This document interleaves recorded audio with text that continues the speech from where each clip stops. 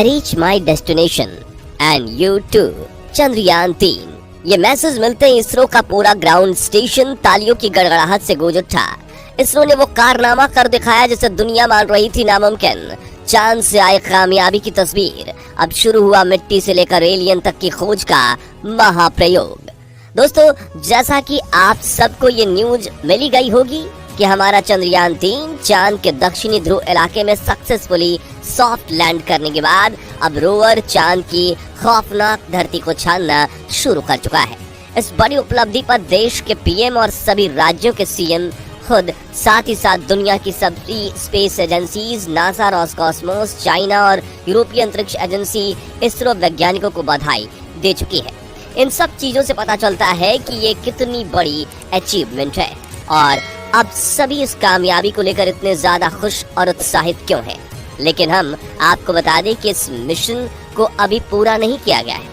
अब आगे चंद्रयान-3 मिशन को पूरा करने के लिए और क्या क्या करेगा, ये सक्सेस हमारे देश के लिए इतना महत्वपूर्ण क्यों है और साइकिल पर रॉकेट ढोने से लेकर चांद पर पहुंचने तक इसरो का ये सफर कितना बेमिसाल रहा है, आइए इस सब के बारे में डिटेल में जानते हैं। दोस्तों, इसरो वैज्ञानिकों ने जैसा प्लान किया था बिल्कुल उसके हिसाब से चलते हुए ही हमारा चंद्रयान-3 चांद के दक्षिणी ध्रुव पर सफलतापूर्वक लैंड कर चुका है। हमारे विक्रम लैंडर ने 23 अगस्त की शाम 6:03 पर सॉफ्ट लैंड किया और करोड़ों लोग इस ऐतिहासिक पल का हिस्सा बने। दरअसल इसरो ने अपने ऑफिशियल यूट्यूब चैनल पर फेसबुक पेज पर लैंडिंग का लाइव टेलीकास्ट 45 मिनट पहले ही शुरू कर दिया था, जिसके चलते देश भर के करोड़ों लोगों ने चंद्रयान-3 को लाइव चांद की अंधेरी दुनिया में उतरते हुए देखा। इस दौरान हमारे देश के प्रधानमंत्री नरेंद्र मोदी भी वीडियो कॉल के जरिए वैज्ञानिकों के साथ जुड़े और मिशन के सक्सेसफुल होते ही इसरो चीफ एस सोमनाथ से उन्होंने बात की। साथ ही सभी वैज्ञानिकों की उनकी मेहनत के लिए सराहना भी की। मिशन के सफल होते ही पूरे देश में जश्न का माहौल शुरू हो गया। बहुत सी जगहों पर लोगों ने आतिशबाजी करके इस पल को सेलिब्रेट किया। यहाँ तक कि जैसे ही चंद्रयान-3 ने चांद की सतह पर लैंड किया, इसरो चीफ एस सोमनाथ अपनी खुशी को जाहिर करने से रोक नहीं पाए और उनकी आंखों में आंसू साफ साफ नजर आ रहे थे। आपको याद होगा 4 साल पहले 2019 के दौरान जब चंद्रयान-2 फेल हुआ था, तब उसी समय इसरो के चीफ के7 की आंखों में आंसू थे। लेकिन फर्क सिर्फ इतना था कि तब वो आंसू गम और अफसोस के थे, जबकि अब की बार ये आंसू खुशी के आंसू थे। और खुशी हो भी क्यों ना, चांद के दक्षिणी ध्रुव में लैंड करना एक बहुत बड़ी कामयाबी है और इस मिशन की सक्सेस के चलते इसरो की गिनती दुनिया की सबसे बड़ी और एडवांस स्पेस एजेंसीज में की जाएगी। लेकिन दोस्तों, यहाँ इस मकाम पर पहुंचना इसरो के लिए कोई आसान काम नहीं रहा, बल्कि इसरो की ये कामयाबी एक ऐसी इंस्पिरेशनल स्टोरी है जो सदियों तक सुनाई जाएगी। दरअसल इसरो की नींव साल 1969 में रखी गई थी। ये वो दौर था जब अमेरिका और सोवियत यूनियन के बीच एक स्पेस रेस चल रही थी और दोनों देशों के बीच एक कंपटीशन छिड़ा हुआ था कि चांद पर इंसानों को सबसे पहले कौन भेज पाएगा। तब इस फील्ड में भारत का दूर दूर तक कोई नामो निशान नहीं था। उसी दौरान हमारे इंडिया के फेमस फिजिसिस्ट और एस्ट्रोनॉमर विक्रम साराभाई भारत का पहला रॉकेट लॉन्च करने के लिए एक परफेक्ट जगह ढूंढ रहे थे और उनके कोलीग व हमारे भारत के पूर्व राष्ट्रपति एपीजे अब्दुल कलाम इस काम में उनकी मदद कर रहे थे।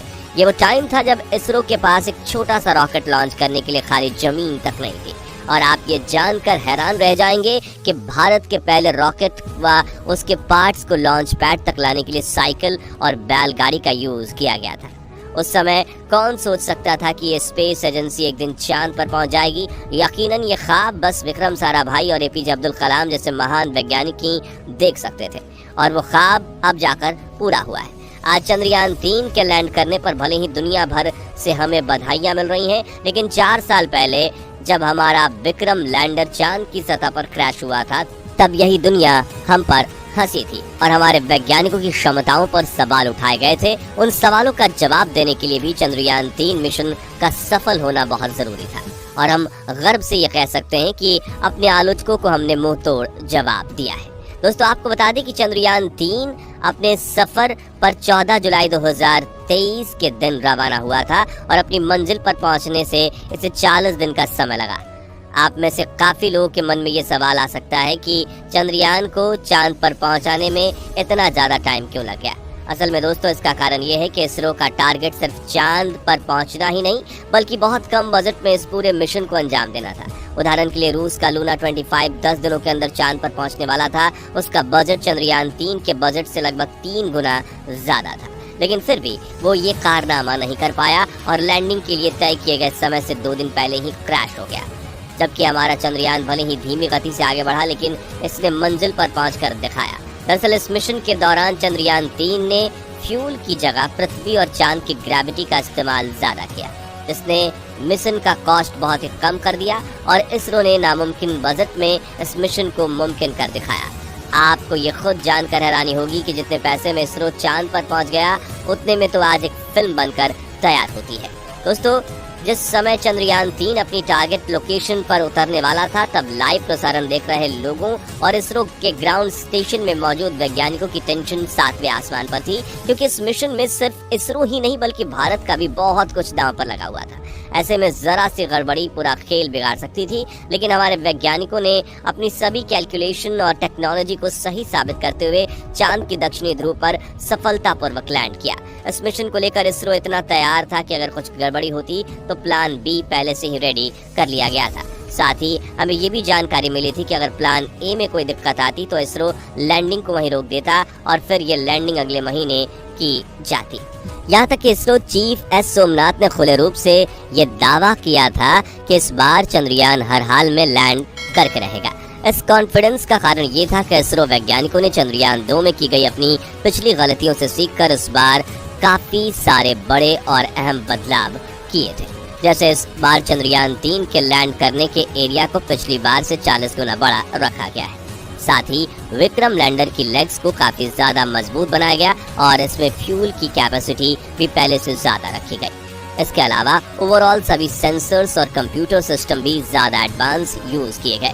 इन सभी चीजों के चलते वैज्ञानिकों से लेकर हम आम लोगों तक सबसे पहले ही इस मिशन के सफल होने की उम्मीद थी और हुआ भी बिल्कुल वैसा ही। लेकिन दोस्तों, आपको बता दें कि काम अभी पूरा नहीं हुआ है।